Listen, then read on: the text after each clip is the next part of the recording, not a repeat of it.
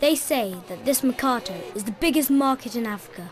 It was full of life and shouting and people and trading and excitement. We learnt to barter for the things we bought as gifts for our families. And I have to admit that the Tango Man t-shirts were quite useful in making sure we stayed safe and didn't get lost. So much of what we saw was so unfair. We saw dozens of future Ronaldos, Madonnas who were never going to have their chance to develop their potential. The people were so friendly and generous, but some were desperate too. Poverty does that to you. Sometimes the smell of the place would nearly make you sick, but then you see the looks on the faces of the 5 children all trying to hold your hand, and you get overwhelmed that you've put some joy into someone else's life. It's funny that by a polluted, stinky river, you can experience such happiness. We made sure we stayed safe as we could.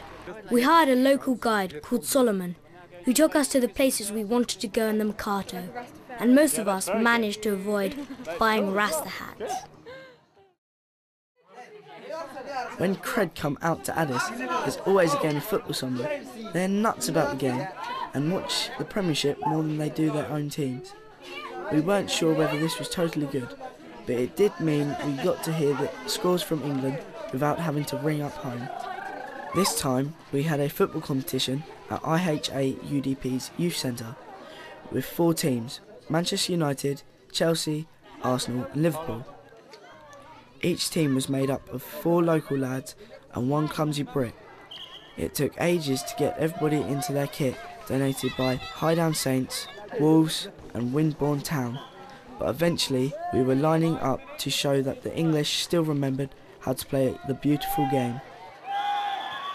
The crowd went a bit mad at the sight of Joe's pearly white legs, and Paul nearly disappeared down a drain whilst he was refereeing. Adam scored a cracker despite the goalie getting his fingertips to the ball, and somehow I managed to pick up a yellow card, arguing with the ref. In the end, Manchester United won. Despite playing in yellow, some things never change.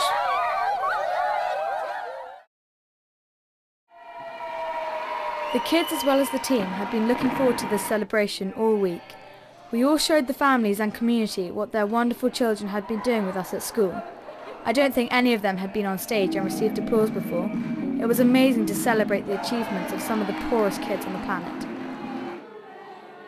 The sound was really echoey in the hall, but I hope you get a feel of what an awesome celebration it was.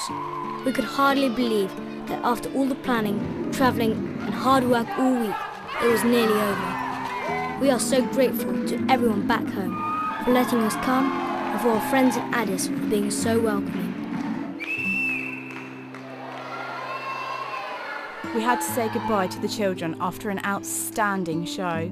We were all in tears and the children couldn't understand why. It was them though.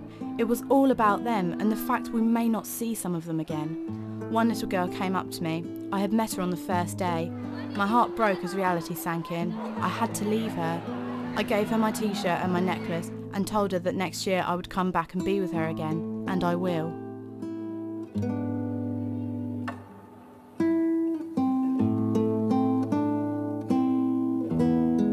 I've seen those kids who have so little show a quality of life and happiness that I have never seen in people back home. It's crazy. This changes things when I get home. It has to. We have seen things that have changed our lives, and we hope that in some small way we have helped to make a difference in someone else's life too.